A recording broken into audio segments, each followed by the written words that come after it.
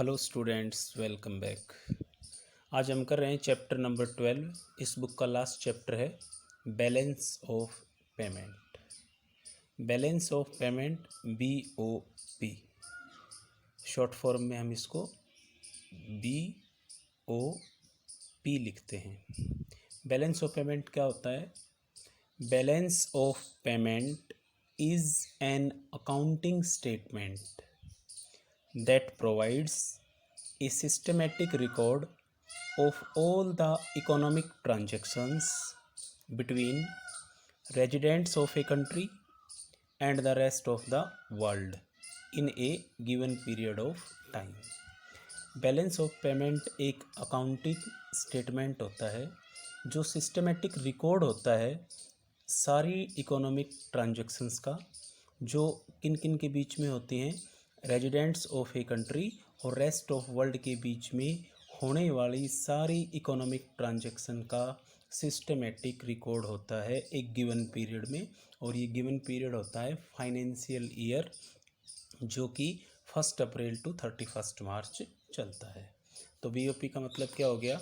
BOP एक systematic record है जो हमें सारी इकोनॉमिक ट्रांजैक्शन के बारे में बताता है, उन सारी इकोनॉमिक ट्रांजैक्शंस के बारे में बताता है जो एक कंट्री के रेजिडेंट्स और रेस्ट ऑफ वर्ल्ड के बीच में एक फाइनेंशियल ईयर के दौरान की गई हैं। अब जो रेजिडेंट्स हैं उनमें कौन कौन लोग इंक्लूड होते हैं? Residents of a country includes individuals, firms and government agencies.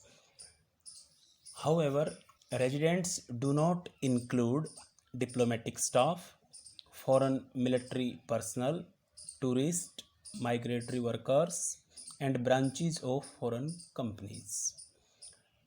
जो रेजिडेंट्स होते हैं उनमें हम इंक्लूड करते हैं इंडिविजुअल्स को, फर्म्स को और गवर्नमेंट एजेंसीज़ को।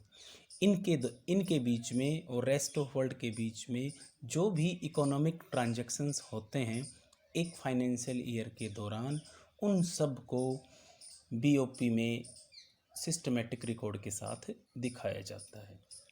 अब जो इकोनॉमिक ट्रांजैक्शंस होती हैं वो क्या होती हैं? Economic transactions refers to those transactions which involve transfer of the title or ownership of goods, services, money and assets. Economic transactions में वो सारी ट्रांजैक्शंस इन्वॉल्व होती हैं जो टाइटल या ओनरशिप, किन का टाइटल और ओनरशिप, गुड्स, सर्विसेज, मनी और एसेट्स का चेंज कर देती हैं। वो सारी की सारी इकोनॉमिक ट्रांजैक्शंस में इंक्लूड होती है। इकोनॉमिक ट्रांजैक्शंस में मेनली 4 आइटम्स हैं वो इंक्लूड होते हैं। पहला आइटम है विजिबल आइटम्स। विजिबल आइटम्स क्या होते हैं? These include all types of physical goods which are exported and imported. Visible items में वो सारे टाइप की फ़िज़िकल गुड्स इंक्लूड की जाती हैं जो या तो एक्सपोर्ट की गई हैं या फिर इंपोर्ट की गई हैं। These are called visible items. इनको विजिबल आइटम कहा जाता है because they are made of some matter और मटेरियल, क्योंकि ये किसी मैटर या मटेरियल से बनी हुई होती हैं। एंड कैन बी सीन, जिनको देखा जा सकता है, टच्ड, छुआ जा सकता है, एंड मेजर्स, मापा जा सकता है। इसके बाद में है दूसरा item invisible items. Invisible items, invisible items क्या होते हैं? Invisible items of trade refers to all types of services like shipping, banking, insurance etcetera. These are called invisible items because they cannot be seen, felt, touched और measured. वे सभी type की services को invisible items में include किया जा सकता है। Services में इंक्लूड हो सकती हैं शिपिंग, बैंकिंग, इंश्योरेंस एट्सेट्रा. इसके बाद में थर्ड आइटम होता है इकोनॉमिक ट्रांजैक्शन में unilateral transfers, unilateral transfers. Unilateral transfers क्या होता है? Unilateral transfers include gifts, personal remittances and other one way transactions. Unilateral items transfers में इंक्लूड होता है गिफ्ट्स या कोई पर्सनल रिमिटेंस दिया गया हो, या वे वन वे ट्रांजैक्शंस जिनके बदले में कुछ नहीं किया जाता है, वो सारी की सारी यूनिलैटरल ट्रांसफर्स में इंक्लूड होती हैं। Since these transactions do not involve any claim for repayment, they are also known as unrequited transfers। क्योंकि इन ट्रांसफर्स का रीपेमेंट के लिए कोई क्लेम नहीं होता, इसलिए इनको अनरिक्विटेड ट्रांसफर्स भी कहा जाता है। ये तीसरा आइटम था इकोनॉमिक ट्रांजैक्शंस में जो इंक्लूड होता है। फोर्थ आइटम है कैपिटल ट्रांसफर्स। कैपिटल ट्रांसफर्स क्या होते हैं? Capital transfers relate to capital receipts and capital payment. Capital transfers में जो भी कैपिटल रिसिप्ट्स और कैपिटल पेमेंट होते हैं उन सबको इंक्लूड किया जाता है।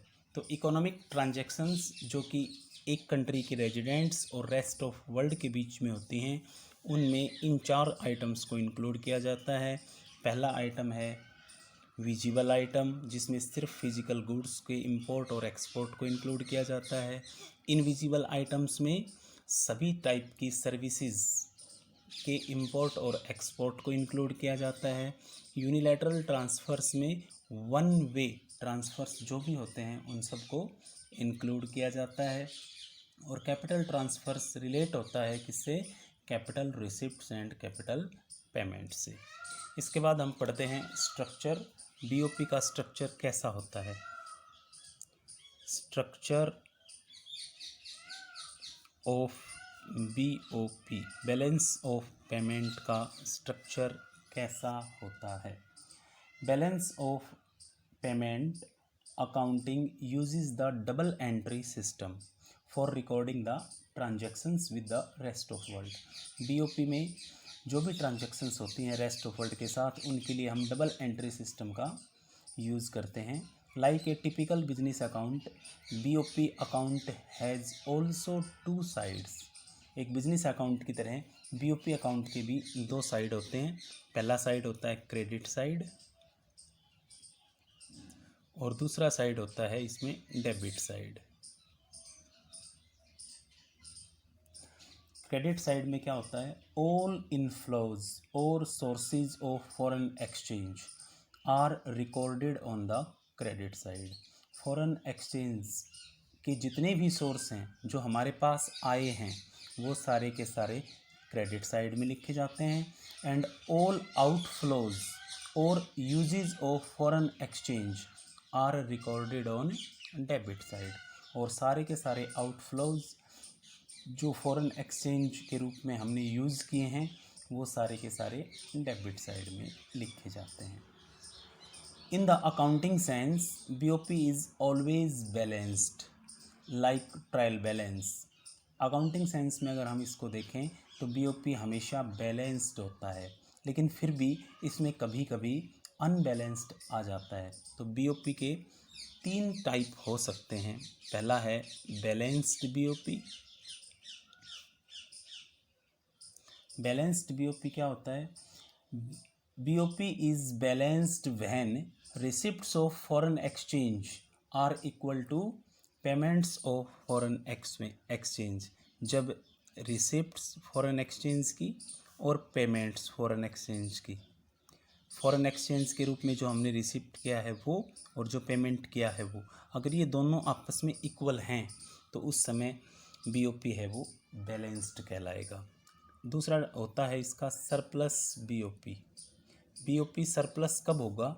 जब रिसिप्ट्स जो हमने रेस्ट ऑफ वर्ल्ड से फॉरेन एक्सचेंज के रूप में ली हैं वो ज़्यादा होंगी जो पेमेंट हमने दी हैं उनसे, तो उस कंडीशन में बीओपी क्या कहलाएगा?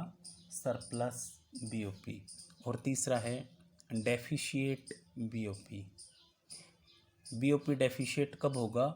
जब हमने जो रिसिप्ट्स ली हैं रेस्ट ऑफ वर्ल्ड से वो कम होंगी हमने जो पेमेंट किए हैं उनसे, तो उस कंडीशन में बीओपी है वो डेफिशिएट होगा।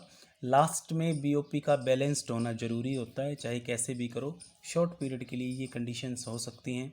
बैलेंस्ड बीओपी तब होगा जितनी भी रिसिप्ट्स हमने ली हैं वो इक्वल होंगी हमारी पेमेंट्स के। सरप्लस बीओपी तब होगा जब रिसिप्ट्स ज़्यादा होंगी पेमेंट से। और डेफिशिएट बीओपी कब होगा? जब हमने जो पेमेंट की हैं वो ज़्यादा होंगी हमारी रिसिप्ट से। तो एक बार फिर से एक बार इसको रिवाइज कर लेते हैं। बीओपी क्या होता है? BOP is a systematic record of all economic transactions between residents of a country and rest of world. अब इकोनॉमिक ट्रांजैक्शंस में चार चीज़ें इंक्लूड होती हैं: visible items, invisible items, unilateral transfers and capital transfers. Residents में include होते हैं individuals, firms and government agencies. इसके बाद में है बीओपी है वो एक फ्लो कंसेप्ट होता है, क्योंकि ये एक गिवन पीरियड में होता है, एक साल के लिए होता है। इसके टाइम डायमेंशन होती हैं, इसलिए ये एक फ्लो कंसेप्ट होता है। बीओपी है वो प्रिपेयर्ड किया जाता है डबल एंट्री सिस्टम के बेस पर, यानी कि इसमें दो साइड होती हैं, एक डेबिट साइड, एक क्रेडिट साइड। जितने भी इनफ्लो होते हैं वो क्रेडिट साइड में लिखे जाते हैं, जितने भी आउटफ्लो होते हैं वो डेबिट साइड में लिखे जाते हैं। इसके बाद में है BOT, balance of trade. Balance of trade, BOT. BOT क्या होता है? Balance of trade refers to difference between the amount of exports and imports of visible goods। जो इकोनॉमिक ट्रांजैक्शंस में चार आइटम्स होते हैं उनमें सिर्फ विजिबल आइटम के एक्सपोर्ट और इंपोर्ट के डिफरेंस को बीओटी कहा जाता है। बीओटी क्या होता है? एक्सपोर्ट्स ऑफ गुड्स, गुड्स कैसी होनी चाहिए? Visible goods, minus imports of goods, physical items, physical goods का एक्सपोर्ट में से जब हम फिजिकल गुड्स के इंपोर्ट्स को लेस कर देते हैं तब जो रिजल्ट आता है उसको बीओटी कहा जाता है। यानी कि बीओटी बीओपी का ही एक पार्ट है। बीओपी में ये चार चीज़ें इंक्लूड होती हैं, जबकि बीओटी में सिर्फ ये एक इंक्लूड होता है। इसका मतलब BOT is a part of BOP. जो बीओटी में एक्सपोर्ट्स होते हैं वो एंटर किए जाते हैं पॉजिटिव साइड में, यानी कि क्रेडिट आइटम्स के रूप में लिए जाते हैं। जो इंपोर्ट होते हैं वो नेगेटिव या फिर डेबिट आइटम्स के रूप में लिए जाते हैं। इसके बाद में ये बीओटी भी दो तरह का हो सकता है, या तो सरप्लस बीओटी होगा। बीओटी सरप्लस कब होगा? बीओटी सरप्लस तब होगा जब एक्सपोर्ट्स, गुड्स के एक्सपोर्ट्स हैं वो ज़्यादा होंगे इंपोर्ट से। बीओटी है वो डेफिशिएट कब होगा? जब एक्सपोर्ट्स हैं वो कम होंगे इंपोर्ट से, तो ये डेफिशिएट होगा। और बीओटी कुछ कंडीशंस में कई बार ये बैलेंस्ड भी हो जाता है। तो बैलेंस्ड बीओटी कब होगा? जब एक्सपोर्ट्स हैं वो इक्वल होंगे इंपोर्ट्स के। तो बीओपी की तरह ही बीओटी भी ये तीन तरह का हो सकता है: सरप्लस बीओटी, डेफिशिएट बीओटी और बैलेंस्ड बीओटी। अब हम करते हैं difference between BOT and BOP. BOT और बीओपी में क्या क्या डिफरेंस होते हैं? पहला डिफरेंस है मीनिंग का। Balance of trade refers to difference between amount of exports and imports of visible items only. Balance of trade में हम सिर्फ और सिर्फ विजिबल आइटम्स के इंपोर्ट और एक्सपोर्ट को इंक्लूड करते हैं, जबकि बैलेंस ऑफ पेमेंट में हम visible items, invisible items, unilateral transfers और कैपिटल ट्रांसफ़र्स को इंक्लूड करते हैं। कंपोनेंट की बात करें हम तो बीओटी का कंपोनेंट एक ही होता है, विजिबल आइटम्स, और बीओपी के 4 कंपोनेंट होते हैं, visible items, invisible items, unilateral transfers, capital transfers. इसके बाद में है तीसरा डिफरेंस है इनके बीच में, कैपिटल ट्रांजैक्शंस। बीओटी में कैपिटल ट्रांजैक्शंस रिकॉर्ड नहीं होता है, ये सिर्फ एक्सपोर्ट और इंपोर्ट का डिफरेंस या एक्सपोर्ट और इंपोर्ट ही इसमें इंक्लूड होता है, जबकि बीओपी में एक्सपोर्ट और इंपोर्ट गुड्स का भी इंक्लूड होता है, सर्विसेज का भी इंक्लूड होता है, यूनिलैटरल ट्रांसफ़र्स का भी होता है और कैपिटल ट्रांसफ़र्स का भी होता है। स्कोप की अगर हम बात करें तो बीओटी का स्कोप है वो नैरो स्कोप है, छोटा स्कोप है, किसकी कंपैरिजन में, बीओपी के कंपैरिजन में, क्योंकि बीओटी है वो बीओपी का ही एक पार्ट होता है। और सेटलमेंट में जो बीओटी अगर अनफेवरेबल हो, अनफेवरेबल मीन्स अनबैलेंस्ड हो, अनबैलेंस्ड 2 तरह से हो सकता है, ये या तो सरप्लस होगा या डेफिशिएट होगा, तो उसको हम करेक्ट कर सकते हैं फेवरेबल बीओपी से, जबकि अनफेवरेबल बीओपी है उसको बीओटी से हम सेटल नहीं कर सकते हैं।